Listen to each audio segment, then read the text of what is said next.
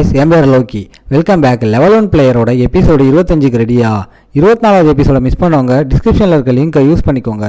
Video start ஆகிறதுக்கு முன்னாடி அந்த லைக் பட்டனை ஒரு தட்டி விட்டு நம்ம சேனலுக்கு சப்ஸ்கிரைப் பண்ணிக்கோங்க. சரி வாங்க, டைம் வேஸ்ட் பண்ணாமல் இப்போ எபிசோடுக்குள்ளே போகலாம்.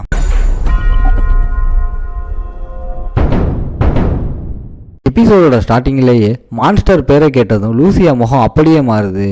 ஏன்னா இது ஏற்கனவே ஒரு கிங்டமையே அழிச்ச ஒரு டைப் மான்ஸ்டர். இதெல்லாம் லெஜெண்டரி ரேங்க் வரைக்கும் எவால்வ் ஆகக்கூடியது. அதனால் எல்லா கண்ட்ரிஸும் ஒன்றா சேர்ந்து சண்டை போடுறது தான் நல்லதுன்னு லூசியா வார்னிங் கொடுக்குறா. இதை கேட்டு நம்ம ஹீரோ கவலைப்படுறான். இந்த மான்ஸ்டர்ஸ் எல்லாம் மேஜிக் ஸ்டோன்ஸ் அண்டு ஸ்கில் புக்கை தின்னு ஏற்கனவே ரொம்ப ஸ்ட்ராங்காக இருப்பாங்கன்னு லூசியா சொல்கிறா. மான்ஸ்டர்ஸ் கூட எக்ஸ்பீரியன்ஸ் ஏற்றி டெவலப் ஆகிற விஷயத்தை கேட்டு நம்ம ஹீரோ ஷாக் ஆகுறான். பிளேயர்ஸ் கூட இந்த மேஜிக் ஸ்டோன்ஸை அப்சர்வ் பண்ண முடியுமான்னு நம்ம ஹீரோ கேட்க நிறைய கண்ட்ரிஸ் ட்ரை பண்ணி தோத்துருச்சு. அது இப்போதைக்கு இம்பாசிபிள்னு லூசியா சொல்லிடுறா. 3 மாதம் ஓடிடுது. ஜப்பானில் அந்த சோசோ மான்ஸ்டர் புக்குவோகா முழுக்க பரவ ஆரம்பிச்சிருச்சு. ஜப்பான் ஹெல்ப்புக்காக வெயிட் பண்ணிக்கிட்டு இருக்க கொரியா அந்த அட்டாக்ல இருந்து மீண்டு வருது.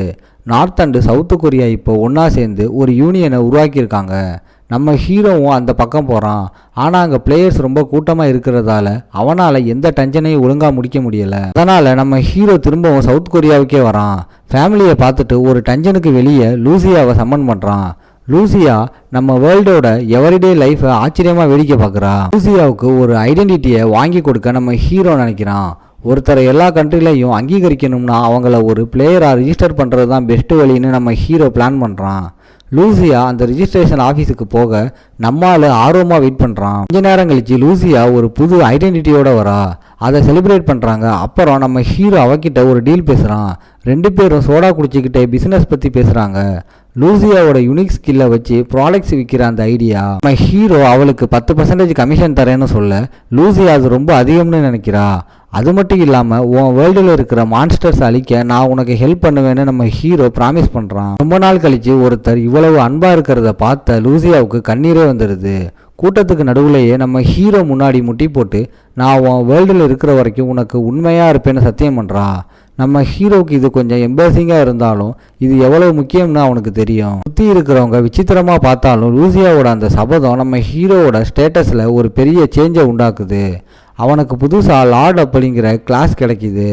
மரியாதை கலந்த அன்போடு அவளை தூக்கி விடுறான். ஒரு நைட் எடுக்கிற சபதத்தை ஏற்றுக்கிட்டவங்களுக்கு கிடைக்கிற நேச்சுரல் முன்னேற்றம் தான் இந்த லார்டு கிளாஸ்ன்னு லூசியா எக்ஸ்பிளைன் பண்ணுறா. லூசியாவோட கிளாஸ் என்னன்னு கேட்க அவள் ஒரு இம்மோர்டல் நைட் அப்படின்னும் ஒரு ஹீரோயிக் ரேங்க் பிளேயர்னு சொல்கிறா.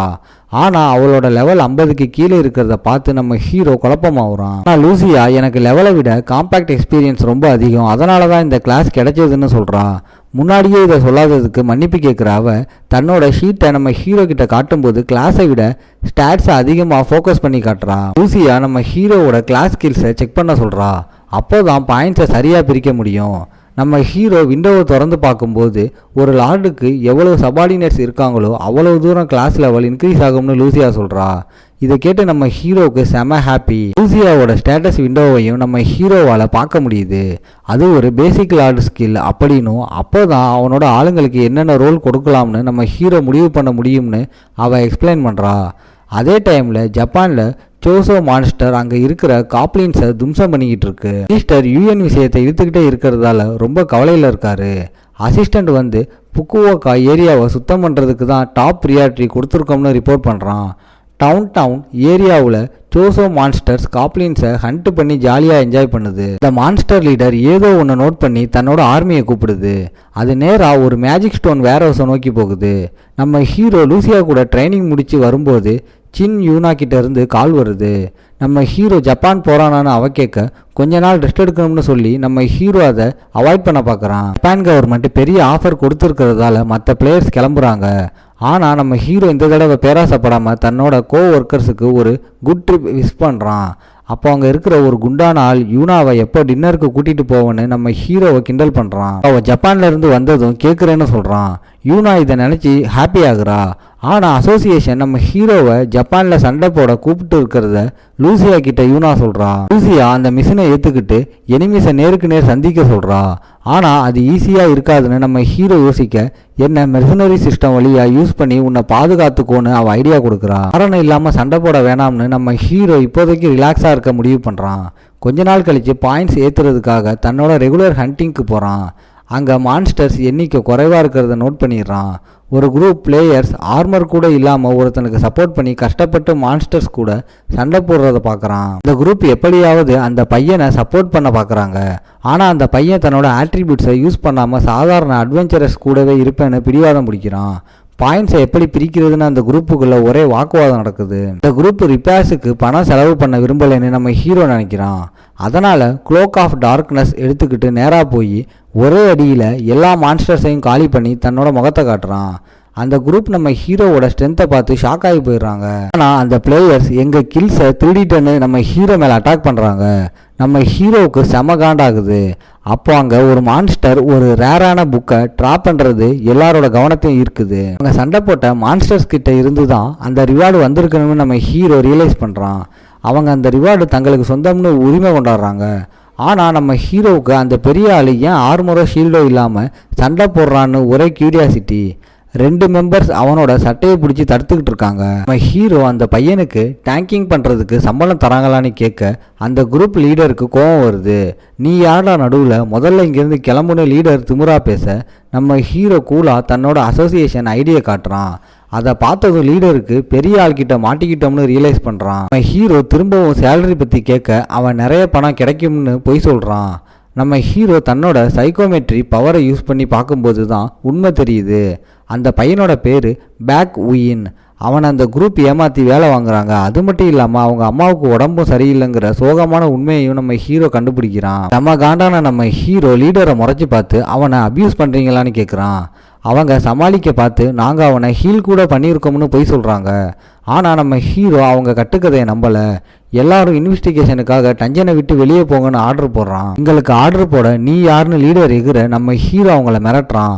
ஆனால் எங்களுக்கு தான் ஆளுங்க அதிகமாக இருக்காங்கிற தைரியத்தில் நம்ம ஹீரோவையே முடிச்சுக்கிட்ட அந்த குரூப் பிளான் பண்ணுறாங்க. பேக்கை அவங்களுக்கு சப்போர்ட்டாக வர சொல்லி அந்த குரூப் கூப்பிடுறாங்க. ஆனால் நம்ம ஹீரோ பேக்கை பார்த்து கொஞ்ச நேரம் வெயிட் பண்ண, உங்கள் அம்மாவை நான் சீக்கிரமாக குணப்படுத்துகிறேன்னு சொல்லிட்டு மின்னல் வேகத்தில் 2 பிளேயர்ஸை அடித்து நொண்டியாக்கிடுறான். இதை பார்த்த லீடர் உடனே முட்டி போட்டு சரண்டர் ஆயிடுறான். ஆனால் நம்ம ஹீரோ கொஞ்சம் கூட இறக்கம் காட்டாமல் அவனுங்களுக்கு பாடம் கற்றுக் கொடுக்க ஒருத்தனோட பல்ல அப்படியே பிடுங்கி எடுக்கிறான். போலீஸ் வந்து குரூப்பை கஸ்டடியில் எடுக்க நம்ம ஹீரோவும் லூசியாவும் பேக்கை ஹாஸ்பிட்டலுக்கு கூட்டிகிட்டு போகிறாங்க. பேக்கு தேங்க்ஸ் சொல்கிறான். ஆனால் பேக் எனக்கு பணம் வேணும், நான் திரும்பவும் டஞ்சனுக்கு போகிறேன்னு சொல்கிறான். உடனே நம்ம ஹீரோ அவனோட ஸ்டேட்டஸ் விண்டோவை பார்க்க கேட்குறான். அதை பார்த்ததும் லூசியாவுக்கு செம்ம ஷாக் ஆயிடுது. இவன் ஒரு நைட் ஆகுறதுக்கு தேவையான எல்லா தகுதியும் இருக்குது. இவனை டெவலப் பண்ண நான் ஹெல்ப் பண்ணுறேன்னு லூசியா முடிவு பண்ணுறான். இதை கேட்டதும் பேக் ஆச்சரியமாகி பார்க்குறான். அவன் சூப்பர் பவர்ஃபுல் ஆக முடியும்னு லூசியா சொல்ல நான் ஒரு ரேங்கர் ஆகணும்னு பேக் ஆசையாக சொல்கிறான். அதுக்கு பெஸ்ட்டு வழி லார்டு ஹன்சனுக்கு விசுவாசமாக இருக்கிறதான்னு லூசியா ஐடியா கொடுக்குறா. இதெல்லாம் எங்கே போகுதுன்னு நம்ம ஹீரோ யோசிக்க இது 2 பேருக்குமே லாபமான டீல்னு அவள் எக்ஸ்பிளைன் பண்ணுறான். 3 பேரும் ஒருத்தர் பார்க்குறாங்க. பேக் நான் ஒரு ரேங்கர் ஆவேன்னு திரும்ப சொல்லிட்டு நம்ம ஹீரோ லார்டுக்கு சபார்டினேட்டாக ஆக முழு மனசோட ஒத்துக்கிறான். கான்ட்ராக்ட் சைன் ஆனதும் நம்ம ஹீரோ தன்னோட புது டீம்மேட்டோட பேசிக் ஸ்டாட்ஸை ஏற்றி விட்டு சில ஸ்கில் புக்ஸையும் கொடுத்து லெவலப் பண்ணுறான். லூசி அவனை ஒரு டஞ்சனுக்குள்ளே அனுப்பி தனியாக டெஸ்ட் பண்ண பார்க்குறா. 2 பேரும் கடுமையான ட்ரைனிங் பண்ணுறாங்க. லூசியா அவனோட எல்லா தப்புகளையும் திருத்துறான். 2 மணி நேரம் கழிச்சு பேக் முழுசாக டயர்டாகிட்டான். ஆனால் பஸ்ட் ரிசல்ட் ரொம்ப திருப்தியாக இருக்குன்னு லூசியா நம்ம ஹீரோ கிட்ட சொல்கிறா. இவனை சோல்ஜருக்கு பதிலாக நேராக நைட் கிளாஸாக எவால்வ் பண்ண வைக்க என்ன வேணாலும் பண்ணுவேன்னு அவ சொல்கிறா. அதே நேரத்தில் ஜப்பானில் சோசோவுக்கு எதிரான சண்டை இப்போது சரியான ஸ்ட்ராட்டஜியோடு நடக்குது. இதோட இந்த எபிசோடு முடியும். ஓகே காய்ஸ், இன்றைக்கி ஸ்டோரி எப்படி இருந்துச்சுன்னு கமெண்ட்டில் சொல்லுங்கள். இந்த வீடியோ பிடிச்சிருந்தா மறக்காமல் லைக், ஷேர் அண்ட் சப்ஸ்கிரைப் பண்ணிடுங்க. உங்களை நான் அடுத்த எபிசோடில் பார்க்குறேன். Bye guys.